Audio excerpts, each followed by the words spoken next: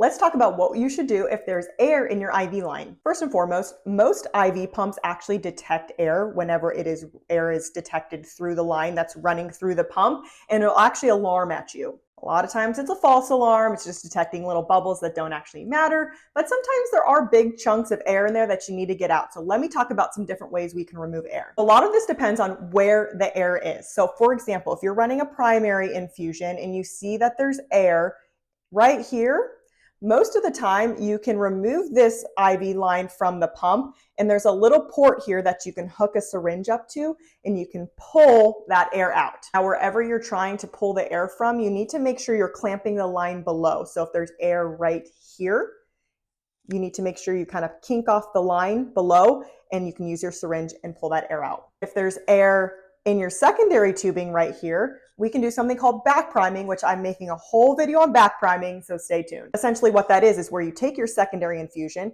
and you drop it below your primary, and then you will back prime your fluids into this secondary line to get rid of the air. The next option, if air gets past the pump and it's in this bottom part of this line here, is you can do one of two things. You either can disconnect the line from the patient completely and just prime your line through to get rid of that air, or if the air is close by one of these ports, you can take a syringe again and draw that air back. Again, you have to clamp your line on the opposite side of where you're pulling the air from. So if the air is right here, you need to clamp your line here in order to suck the air out. If the air was up here, you need to pinch your line off there, so that way when you're pulling the syringe, it is pulling the air out from that portion of the line. I hope that helps. Let me know if you have any more questions.